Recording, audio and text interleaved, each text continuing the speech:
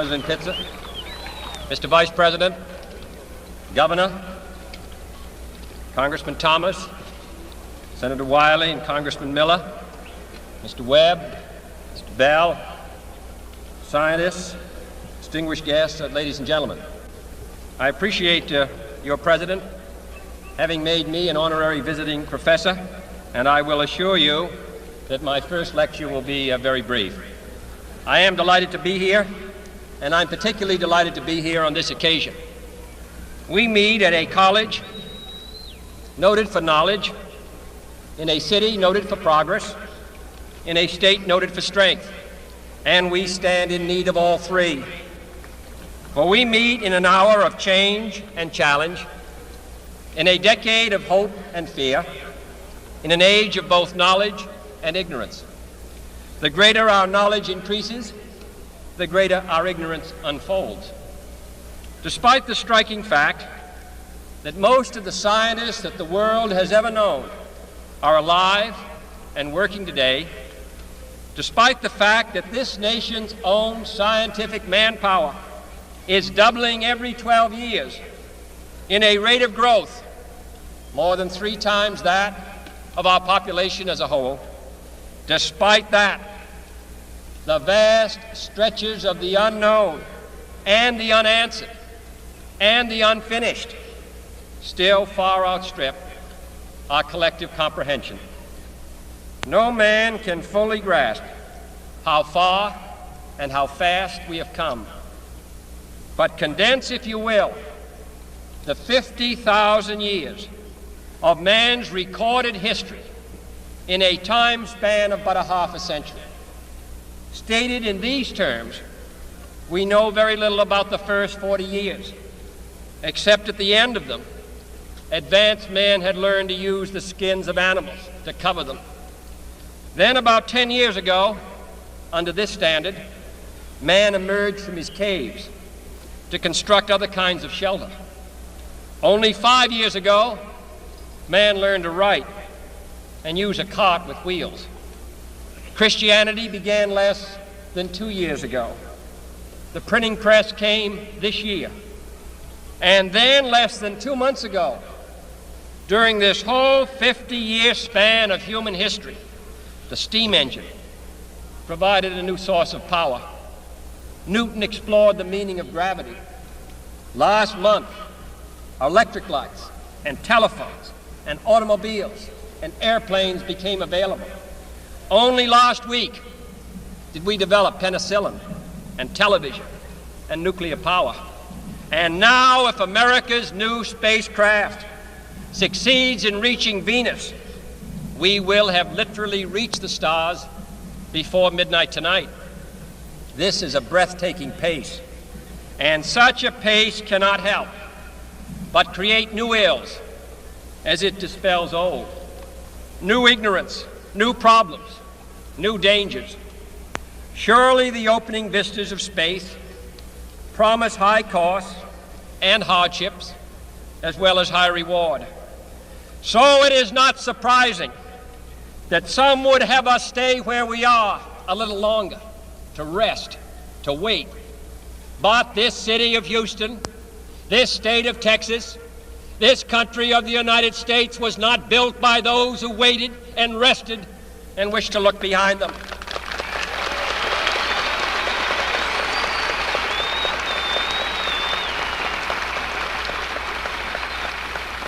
This country was conquered by those who move forward, and so will space. William Bradford, speaking in 1630 of the founding of the Plymouth Bay Colony, said that all great and honorable actions are accompanied with great difficulties, and both must be enterprised and overcome with answerable courage. If this capsule history of our progress teaches us anything, it is that man in his quest for knowledge and progress is determined and cannot be deterred. The exploration of space will go ahead, whether we join in it or not. And it is one of the great adventures of all time.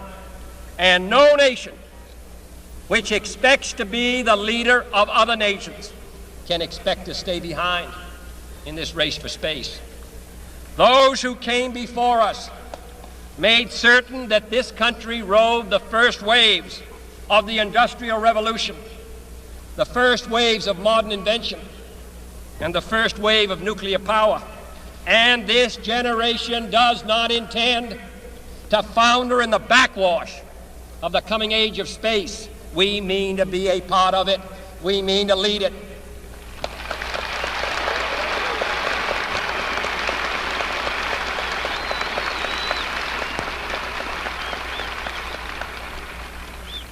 For the eyes of the world now look into space, to the moon and to the planets beyond. And we have vowed that we shall not see it governed by a hostile flag of conquest, but by a banner of freedom and peace. We have vowed that we shall not see space filled with weapons of mass destruction, but with instruments of knowledge and understanding. Yet the vows of this nation can only be fulfilled if we in this nation are first, and therefore we intend to be first.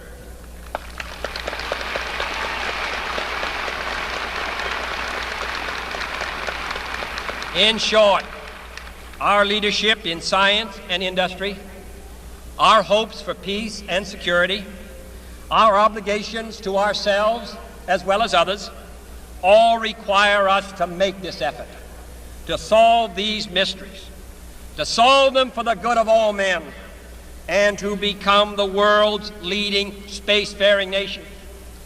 We set sail on this new sea because there is new knowledge to be gained and new rights to be won, and they must be won and used for the progress of all people. For space science, like nuclear science and all technology, has no conscience of its own. Whether it will become a force for good or ill depends on man.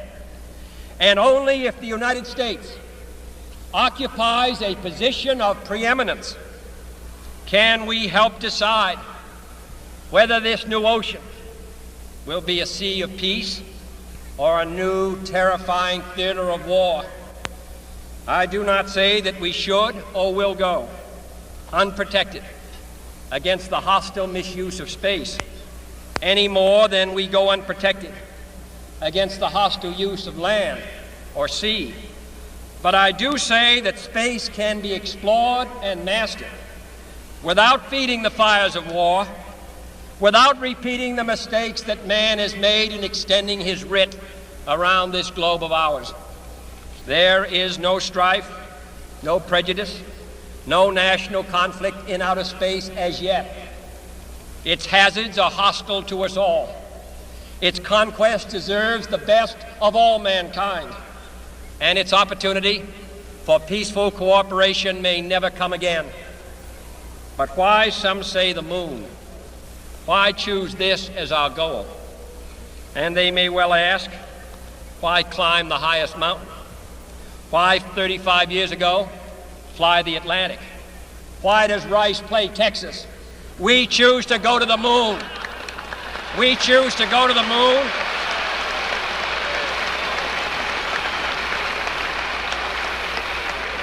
We choose to go to the moon in this decade and do the other things, not because they are easy, but because they are hard. Because that goal will serve to organize and measure the best of our energies and skills. Because that challenge is one that we're willing to accept, one we are unwilling to postpone, and one we intend to win, and the others too. It is for these reasons that I regard the decision last year to shift our efforts in space from low to high gear as among the most important decisions that will be made during my incumbency in the office of the presidency. In the last 24 hours, we have seen facilities now being created for the greatest and most complex exploration in man's history. We have felt the ground shake and the air shattered by the testing of a Saturn C-1 booster rocket. many times as powerful as the Atlas which launched John Glenn, generating power equivalents to 10,000 automobiles with their accelerator on the floor. We have seen the site where 5 F-1 rocket engines, each one as powerful as all 8 engines of the Saturn combined, will be clustered together to make the advanced Saturn missile, assembled in a new building to be built at Cape Canaveral, as tall as a 48-story structure, as wide as a city block, and as long as 2 lengths of this field. Within these last 19 months, at least 45 satellites have circled the Earth. Some 40 of them were made in the United States of America, and they were far more sophisticated and supplied far more knowledge to the people of the world than those of the Soviet Union. The Manned spacecraft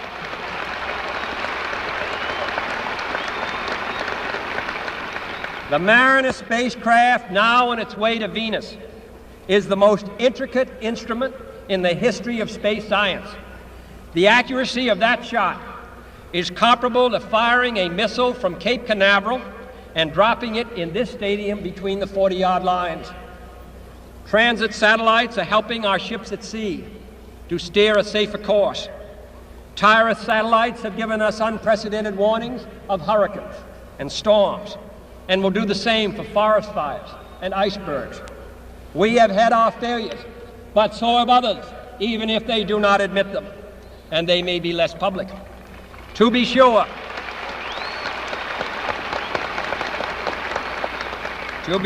we are behind, and will be behind for some time, in manned flight. But we do not intend to stay behind, and in this decade we shall make up and move ahead.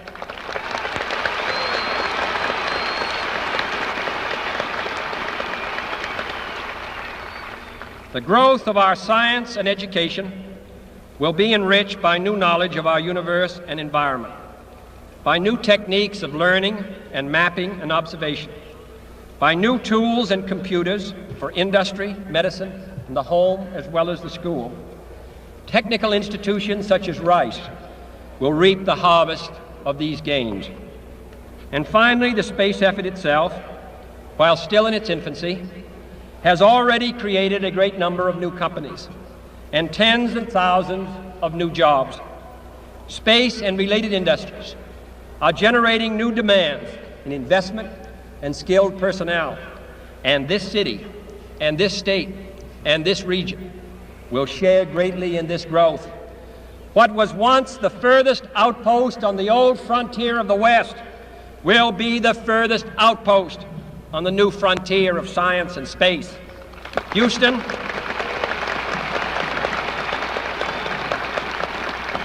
your city of Houston, with its Manned Spacecraft Center, will become the heart of a large scientific and engineering community.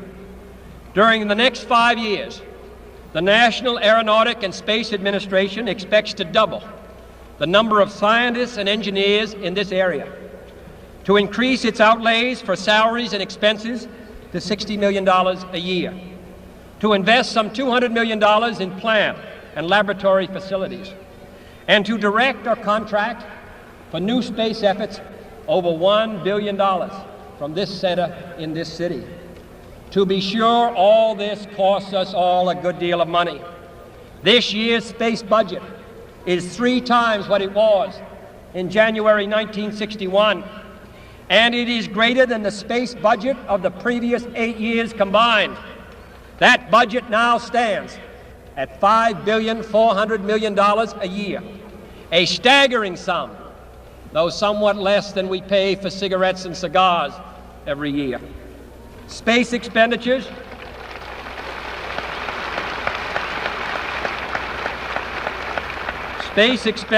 will soon rise some more, from 40 cents per person per week to more than 50 cents a week for every man, woman, and child in the United States.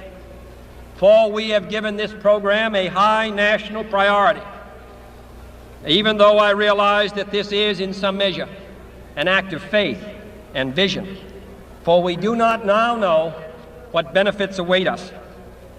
But if I were to say, my fellow citizens, that we shall send to the moon 240,000 miles away from the control station in Houston, a giant rocket more than 300 feet tall, the length of this football field, made of new metal alloys, some of which have not yet been invented, capable of standing heat and stresses several times more than have ever been experienced, fitted together with a precision better than the finest watch, carrying all the equipment needed for propulsion, guidance, control, communications, food, and survival, on an untried mission to an unknown celestial body, and then return it safely to Earth, re-entering the atmosphere at speeds of over 25,000 miles per hour, causing heat about half that on the temperature of the sun, almost as hot as it is here today,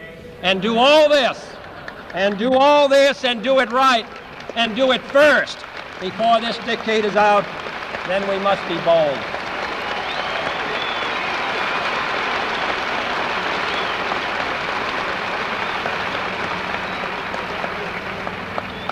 I'm the one who's doing all the work, so we just want you to stay cool for a minute.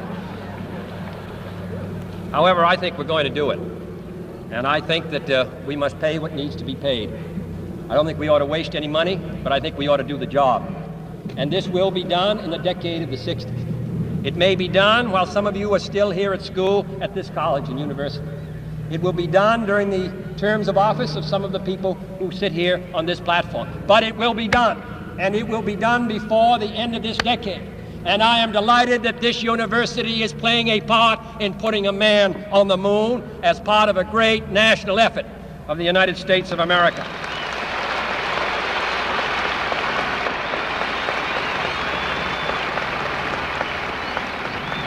Many years ago, the great British explorer George Mallory, who was to die on Mount Everest, was asked why did he want to climb it. He said, because it is there. Well, space is there, and we're going to climb it. And the moon and the planets are there. And new hopes for knowledge and peace are there. And therefore, as we set sail, we ask God's blessing on the most hazardous and dangerous and greatest adventure on which man has ever embarked. Thank you.